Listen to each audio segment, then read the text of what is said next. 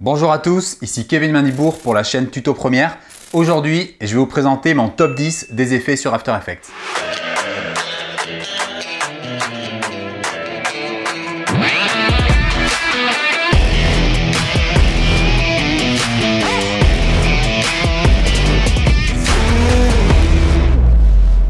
Je vais vous montrer dans cette vidéo mes 10 effets préférés sur le logiciel. Ce tutoriel s'adresse à un public intermédiaire. Vous devez absolument avoir les bases d'After Effects pour pouvoir le suivre. Pour ceux qui désirent se former de A à Z sur After Effects, sachez que j'ai réalisé une formation complète. Je vous ai mis le lien dans la description. Je vous ai mis également toutes les ressources que j'ai utilisées pour réaliser ce tutoriel. Comme d'habitude, si cette vidéo vous a plu, n'hésitez pas à mettre un petit pouce bleu ainsi qu'à vous abonner si ce n'est toujours pas fait et n'oubliez pas d'activer la cloche. Alors on va commencer tout d'abord avec l'outil courbe qui est vraiment très utilisé sur After Effects. Alors je vais vous expliquer comment ça fonctionne. Tout d'abord, vous allez le récupérer ici dans correction colorimétrique et vous l'ajoutez à votre rush. Alors voici comment fonctionnent les courbes. Vous avez donc une courbe ici qui va vous permettre de retoucher plusieurs parties de l'image. Alors comment lire cette courbe? En bas ici, vous avez les tons foncés, en haut vous avez les teints clairs et au milieu les tons moyens. Donc imaginons que je vais retoucher seulement les tons foncés, je peux faire un point ici et tout ce que je vais retoucher ici va uniquement concerner les tons foncés. Vous voyez que là on est en train de toucher les tons foncés dans l'image. Donc vous voyez les cheveux du garçon deviennent de plus en plus foncés, donc je peux aller encore plus précisément, faire un clic ici et vous voyez je retouche vraiment les tons les plus foncés. Donc plus vous allez vers le bas, plus c'est foncé, plus vous allez vers le haut, plus c'est clair. Donc là au niveau ici des tons clairs, je peux très bien donc me mettre de base, donc sans retouche. Je peux également baisser mes teintes clairs. Alors vous voyez le ciel doit être par là à peu près, tout ce qui est blanc ici c'est près du point des tons clairs. Donc là si je veux faire ça, je baisse vers le bas, vous voyez que je réduis les tons clairs. Si j'augmente, et vous voyez, j'augmente mes tons clairs dans le ciel. Donc là, ça se voit pas trop sur l'exemple parce que j'ai fait un point ici. Alors, je peux également déplacer le point ici et le remettre tout en haut pour le supprimer. Et là, je peux retoucher un peu moins précisément mon ciel. Mais là, vous voyez qu'on voit plus l'effet. Donc là, si je veux faire ressortir le ciel, je peux très bien aller vers les zones claires. Ici, les tons moyens, je peux les ajuster. Et là, vous voyez vraiment au niveau de votre image, vous pouvez retoucher très précisément vos noirs et vos blancs. Alors dans cet effet courbe, vous avez également la possibilité d'augmenter cette fenêtre. Vous voyez, si j'appuie là-dessus, ça augmente. Alors là, vous pouvez après déplacer. Vous pouvez avoir une taille aussi énorme ici, comme ça, pour vraiment travailler précisément votre image. Alors là, pour l'exemple, je vais rester comme ceci. On peut également cliquer sur le petit crayon ici pour supprimer les points. Et vous pouvez cliquer sur celui-là pour vous afficher des points très précis. Donc vous voyez, il a mis un point quasiment un peu partout, ce qui nous permet de retoucher l'image très précisément. Alors on va réinitialiser et on va faire une retouche standard. Donc là, vous voyez en général, ce que je fais, c'est que je joue un peu avec les noirs. Donc là, je vais contraster l'image en allant vers le bas. Ici, je vais faire ressortir un petit peu les teintes claires. Vous voyez qu'on a déjà une image qui a un meilleur rendu. Vous pouvez également ici, vous voyez, changer les couleurs. Donc si je prends la couleur rouge, je peux très bien dire que je veux un peu plus de rouge dans mon image. Aller ensuite vers les bleus. Je peux baisser la quantité de bleu. Vous voyez qu'on a une image du coup plus jaune. Ensuite, vous pouvez rééquilibrer avec les verts. Et tout ça vraiment à partir de l'outil courbe. Donc vous pouvez faire vraiment beaucoup de choses. Dans cette vidéo, je vais vous enseigner comment stabiliser un plan. Alors il peut arriver que vous tourniez un court-métrage, un film corporate ou un clip et que vous ayez besoin de stabiliser un plan, que vous n'avez pas eu le temps de bien stabiliser au tournage. Alors ça peut être l'exemple sur ce plan-là. Vous voyez, vous avez un plan qui a été pris à la main, donc j'avais pas trop le temps. J'étais avec ma caméra et j'ai pris ce plan un peu à l'arrache. Alors pour stabiliser, vous avez plusieurs solutions ici sur After Effects. Je peux venir cliquer ici sur mon rush. Je vais aller dans Fenêtre ici et cliquer sur Suivi. Alors dans Suivi, vous avez stabiliser le mouvement ou stabilisation de déformation. On va commencer par la première, donc stabilisation de déformation. Et quand je clique dessus, vous allez voir c'est automatique, ça va stabiliser automatiquement mon image. Après un léger temps de rendu, vous avez la stabilisation qui s'effectue et on va pouvoir visualiser tout ça. Alors, vous voyez que c'est beaucoup moins tremblant que tout à l'heure. Vous avez du coup une image assez stable, comme si vous étiez sur un movie ou un Ronin, vous voyez, un stabilisateur vidéo. Alors le petit bonus en plus, c'est que vous pouvez donc non seulement lisser l'image, donc là vous avez un mouvement qui est lissé, vous pouvez faire aucune animation, et là dans ce cas-là, vous allez avoir une image totalement fixe à partir, je vous rappelle, d'un plan qui bougeait pas mal. Donc vous voyez là, vous avez une image fixe, hein, vous pouvez voir ici que c'est pas une image arrêtée, hein, c'est bien un plan fixe que vous avez avec la branche qui bouge en haut. Donc là vous avez non seulement une stabilisation, mais en plus il vous a fait un effet de trépied, comme si vous aviez posé la caméra sur un trépied. On va maintenant prendre l'effet lueur diffuse et on va venir le glisser dans le calque de forme.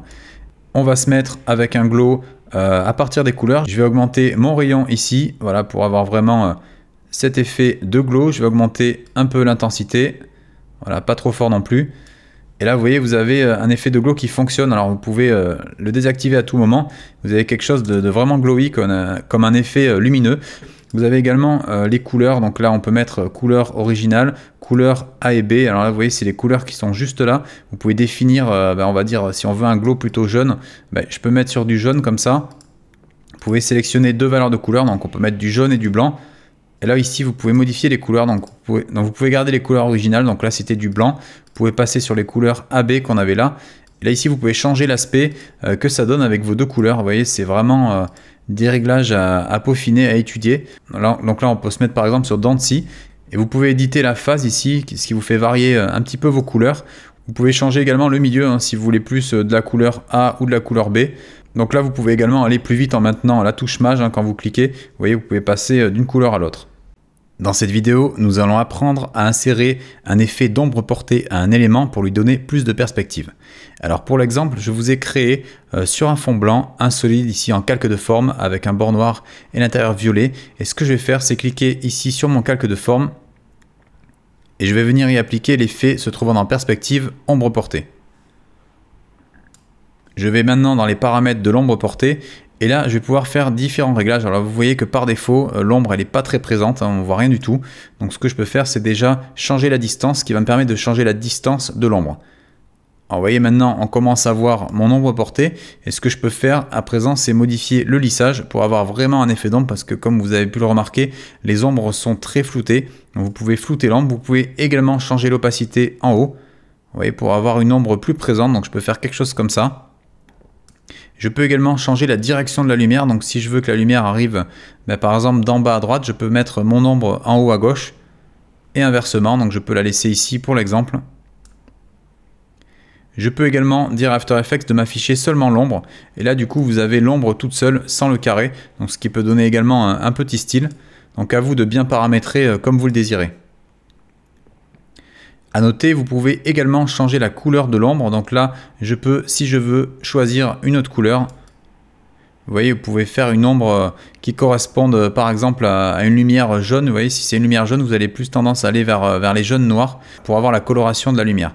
Alors si vous voulez quelque chose ressemblant au violet ici, vous pouvez très bien faire un violet de cette couleur. Et vous voyez que ça vous donne l'impression que la couleur du calque se reflète sur le fond. Donc vous pouvez après, avec l'opacité, déterminer combien vous voulez de violet. Alors si vous le mettez à fond, vous voyez que ça ne va pas faire très réaliste. Vous pouvez un peu le rendre moins opaque. Alors une fois que vous avez calibré votre ombre portée, l'avantage c'est que vous allez avoir un effet mieux intégré du calque. Vous voyez, c'est beaucoup plus joli de travailler avec des calques et des ombres portées. Parce que vous voyez, si je l'enlève, de suite, ça retire du cachet. On a quelque chose de très plat, une animation très très plate. Et dans le motion design, on utilise énormément cet effet d'ombre portée pour créer justement de la perspective rapidement sur les animations. Alors cet effet d'ombrage, vous pouvez l'animer, vous pouvez très bien passer la lumière de droite vers la gauche comme ça. Vous pouvez faire un petit effet, donc si par exemple je mets une image clé de direction ici, que j'avance légèrement dans l'image, je vais placer ensuite ma lumière par là. Et là si vous regardez, vous avez l'impression que la lumière se déplace et produit une ombre projetée ici sur le calque. Alors je vous invite à tester ces ombres portées, c'est vraiment un outil très utilisé sur After Effects. Dans cette vidéo, nous allons apprendre à générer un fond dégradé. Alors les fonds dégradés vont vous servir énormément, ils sont beaucoup utilisés autant en motion design que dans la retouche de vidéo pour le cinéma ou autre. Alors je vais vous expliquer de suite comment créer ça. On va tout d'abord faire une nouvelle composition et on va créer à l'intérieur un solide. Donc je crée un solide. Je vais faire ce solide de la taille de la composition. La couleur m'importe peu puisque je vais ajouter un dégradé et je peux faire OK.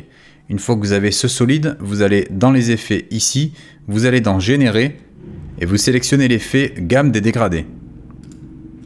Une fois que gamme des dégradés est activé, comme vous pouvez voir, vous n'avez plus du tout votre couleur bleue. À la place, vous avez un dégradé et là, à partir de là, vous pouvez éditer vos deux couleurs de dégradé.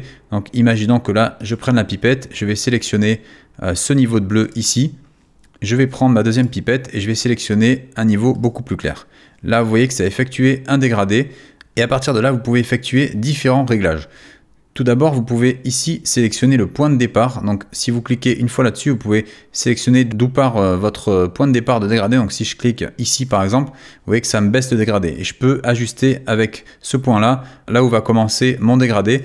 Et vous avez également un second point, donc le point d'arrivée. Vous voyez, si je le place ici, ça va me désigner où commence la couleur la plus claire ici, la couleur d'arrivée. Quand vous avez réglé votre point de départ et votre point d'arrivée, vous avez votre dégradé. Vous pouvez également changer le type de dégradé. Donc là, nous sommes sur un dégradé linéaire, c'est-à-dire qu'en fait, c'est comme si vous imaginiez une ligne horizontale ici qui est très floutée puisque vous avez deux couleurs qui sont mélangées. Et si vous passez ici sur le radial, vous avez un dégradé qui est fait à partir du centre. Donc le dégradé radial, vous pouvez déplacer ici ce point-là. Vous voyez, ça vous donne un espèce de cercle comme ça dégradé. Donc ça peut être pas mal aussi. Vous voyez, si je fais comme ça, j'ai un dégradé qui est pas mal sympa, hein, où il y a juste les côtés ici qui sont légèrement coloriés en blanc. Alors pour pouvoir l'ajuster encore plus, vous voyez le point est ici, vous pouvez dézoomer pour avoir quelque chose de plus diffus. N'hésitez pas à dézoomer dans l'image hein, pour ce dégradé là, parce que c'est plus pratique comme ça pour travailler le dégradé radial. Alors une fois que vous avez terminé d'éditer votre dégradé, vous pouvez également changer la part de l'original, c'est-à-dire que vous voyez, je peux faire apparaître la couleur qui était derrière, donc éventuellement ça peut m'être utile de choisir une bonne couleur dès le départ, sachant que vous pouvez la modifier. Mais là vous voyez, je suis en train de faire un mix entre les deux nouvelles couleurs et la couleur d'origine du calque solide. Alors une fois que vous avez paramétré votre dégradé, vous pouvez également à la fin permuter les couleurs, c'est-à-dire qu'il va inverser le dégradé. Vous voyez, au lieu de partir du bleu et d'aller vers le blanc, il va aller du blanc et partir vers le bleu, donc ça inverse tout simplement les valeurs. Alors dans l'exemple que vous voyez en boucle ici, il s'agit d'un volet linéaire qui me permet d'afficher par exemple un bandeau où vous pouvez intégrer par exemple des écritures de personnes lors des interviews, vous pouvez afficher des décors, des choses comme ça. Vous pouvez afficher tout un tas d'informations qui seront beaucoup plus lisibles avec ce type de bandeau. Et ce type de bandeau sur des images, vous pouvez également changer l'opacité pour les intégrer de manière plus esthétique. Alors comment marche volet linéaire? Vous avez très peu d'options ici, donc c'est assez facile à régler. Vous avez tout d'abord le pourcentage qui vous permet de faire apparaître ou faire disparaître votre calque. Vous avez l'angle qui vous permet de déterminer à partir de quel angle l'effet est appliqué. Vous voyez, si je mets par exemple un angle comme ça, mais ça va appliquer le volet dans ce sens. Vous avez enfin le contour progressif qui, on va le voir, vous permet d'esthétiser le tout. Alors pour commencer, on va déjà faire notre petite animation. Donc on se place ici à 0, on va venir activer le pourcentage. Alors on vérifie juste une chose avant, c'est voir si ça apparaît de gauche à droite ou de droite à gauche. Alors là vous voyez ici, avec un angle de 90 degrés, on va pas pouvoir faire l'effet désiré, on va pas pouvoir partir du début. Donc ce que je fais, c'est que au lieu de 90 degrés, je mets moins 90. Maintenant, vu que j'ai inversé l'angle du volet linéaire, regardez ce qui se passe. Quand je passe à 100% ici et que je vais vers 0, je vais avoir le sens que je désire. Donc je vais commencer ici à 0, donc je suis à 0 secondes et à 100% ici. Je vais avancer légèrement, je vais me mettre ici à 1 seconde 12 à peu près, et je vais augmenter le pourcentage.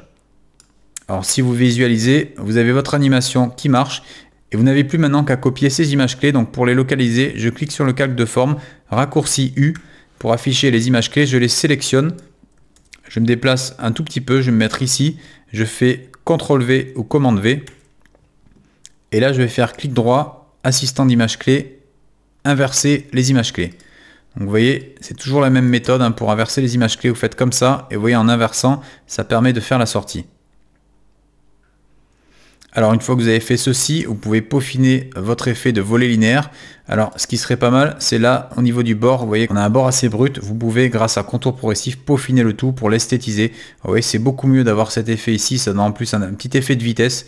Et là, si je vous mets la lecture, vous voyez, c'est beaucoup plus fluide, hein, c'est carrément plus esthétique de faire comme ça. Dans cette vidéo, nous allons aborder l'effet CC Vignette qui permet de créer un effet de vignettage en quelques clics. Alors, quand vous avez une composition et que vous souhaitez y ajouter des bordures noires un peu floues, vous avez la possibilité de générer un effet de vignettage en plaçant un calque noir, en y traçant un masque de manière à créer cet effet. Alors, vous avez une méthode plus rapide ici. Quand vous tapez vignette, vous avez l'effet CC Vignette et quand vous le déposez dans votre élément, vous pouvez générer directement un magnifique effet de vignettage. Vous pouvez ensuite régler la puissance, l'angle de vue, la position du centre et également les highlights. Ceci vous permet de créer des effets de vignettage très rapidement. Vous avez également l'effet Light Sweep, CC Light Sweep, qui me permet de générer une espèce de barre lumineuse que je peux déplacer dans mon image. Donc ça, c'est pas mal aussi sur les titres, surtout sur les effets de texte ou sur les effets de solide. On peut activer cet effet. Alors là, ici, je vous ai pris une vidéo pour l'exemple pour vous montrer vraiment à quoi ça ressemble. Vous voyez, ça fait passer un espèce de rayon de lumière. Donc ça, c'est pas mal. Vous pouvez faire des animations avec ça, partir de la gauche et aller vers la droite. Et là, vous pouvez faire tout un tas de réglages. Donc, on va se mettre en linéaire. Vous voyez, vous avez linéaire, smooth, sharp. Vous pouvez régler également l'orientation du rayon. Si vous voulez l'autre côté, vous pouvez faire comme ça. Vous pouvez déplacer ici le rayon. Vous pouvez le grossir, changer l'intensité. On peut également choisir l'intensité des côtés. Et vous pouvez également, là encore, changer la couleur. Donc, je peux passer du blanc au jaune ici, si je préfère une couleur jaune. Si je préfère une couleur présente dans l'image, je peux très bien partir sur la couleur peut-être un peu orangée du soleil. Vous faites OK. Et là, ensuite, vous pouvez changer également le mode de fusion. Vous voyez, Composite, Cutout. Donc, Composite, ça va plus épouser les couleurs présentes dans l'image. Vous voyez, Add, ça va plus faire quelque chose d'intense. Donc là, à partir de là, dès que vous avez créé votre effet, vous pouvez l'animer. Donc imaginons que je parte d'ici, je vais activer le centre, j'avance un peu plus loin et je peux faire passer l'effet comme ça dans l'image. Donc si on regarde maintenant, on vient de créer un effet de rayon de lumière qui passe à travers l'image. Donc ça peut être sympa pour des animations, pour présenter des vidéos. Vous pouvez très bien utiliser cet effet en transition. Alors pour vous illustrer cet effet là, le CC Light Sweep, je vous ai également mis un solide. Là j'ai créé d'abord un solide blanc et un calque de forme en forme d'étoile en noir. Et vous voyez qu'avec ça, ça nous crée un peu plus de reflets, ça donne un peu plus de cachet à l'étoile. Donc ça, pour réaliser cet effet, j'ai tout simplement appliqué l'effet de CC Light Sweep à l'étoile. Comme vous voyez, sans l'effet, ça donne quelque chose de très plat. Et avec ça, ça rajoute un peu de cachet à l'image, un peu de perspective. On a vraiment l'impression que la lumière se réfléchit dessus. Et ça, vous pouvez le faire avec tous les réglages de l'effet. Vous pouvez très bien, après, à tout moment, peaufiner vos réglages pour avoir quelque chose qui correspond plus à vos attentes. On va maintenant taper suivi et aller dans perspective. Vous voyez, c'est dans l'outil perspective, suivi de la caméra 3D. Alors, vous glissez directement sur le rush. Et After Effects effectue automatiquement un calcul. Il est en train d'analyser toutes les images, le décor, pour pouvoir créer un espace 3D à partir de ça. Une fois le rendu terminé, regardez ce qui se passe. On a plusieurs petites croix de couleurs partout dans l'image. Et en fait, ça correspond à ce qu'a repéré After Effects. Alors, vous voyez que là, si je me mets là, ici, il a repéré le sol à cet endroit-là. Ici, il a repéré le mur. Là, c'est l'autre côté, la barrière ici. Et là, on a le plafond. Donc, il a repéré tout simplement les trois dimensions ici. On a largeur, hauteur et perspective. La prochaine étape va être de sélectionner 3 petits points ici pour se créer la surface et donc définir la surface sur laquelle sera appliqué le texte. Alors, pour l'exemple, on va mettre le texte ici au sol. On va le coller au sol. Et pour faire ça, on va venir sélectionner 3 points qui sont sur le sol. Donc, je vais prendre celui-là, celui-là et celui-là. Et là, vous voyez que là, on a notre surface ici qui correspond à peu près à celle du sol. Donc à partir de là, je sais que j'aurai une référence par rapport à mon sol. Donc je vais faire maintenant un clic droit à ce niveau-là. Et je vais cliquer sur créer texte et caméra. Alors regardez ce qui se passe. Il m'a créé un texte ici calé pile poil sur le repère de sol qu'on a fixé. Et une caméra que vous pouvez voir ici, donc qui se présente comme les caméras 3D, sauf que là il s'agit d'une caméra de suivi 3D. Et je vais pouvoir venir éditer mon texte. Donc là il y a marqué texte, tout simplement, je vais laisser comme ça. Et regardez, si je me déplace maintenant, ce qui se passe dans ma composition, et bien on a le texte qui est collé littéralement au sol. Regardez, c'est très très bien. Regardez, c'est assez bluffant. Vous avez votre texte vraiment, on a l'impression qu'il est ancré dans le sol. Alors vous pouvez augmenter également le réalisme. Alors pour l'instant on le voit pas trop bien, donc c'est pas très intéressant. Je vais le retourner un peu. Je peux aller ici dans les paramètres. Vous voyez, quand j'ouvre les paramètres d'effet, que je vais dans transformer. Ici, je peux réorienter mon texte. Donc vous voyez, au niveau de l'orientation, je peux le mettre là dans ce sens-là. Vous pouvez faire vraiment tout ce que vous voulez après sur votre texte. Donc là, je peux également le remonter un peu si je veux, mais bon, ça sera moins réaliste, il sera moins collé. Là, l'idée, c'est d'avoir collé au sol. Je peux peut-être l'élargir un peu avec l'échelle. Vous voyez, pour agrandir légèrement mon texte. Et je vais pouvoir jouer avec l'opacité pour l'incruster encore plus dans le sol. Alors, je pourrais également changer la couleur ici. Si je viens dans les effets, appliquer l'effet remplir, je pourrais très bien décider de changer la couleur de mon texte. Vous voyez, là, c'est rouge. Je peux passer également en noir pour changer un petit peu. et ça pourrait nous donner quelque chose d'encore plus ancré dans le décor. Alors, on fait une petite prévisualisation. Là, vous voyez qu'on a une incrustation qui marche super bien. C'est vraiment du tracking assez bluffant là, avec l'outil de caméra 3D. Donc, vous voyez que ça vous permet de faire des choses qui seraient plus difficiles à faire avec les outils de tracking classiques.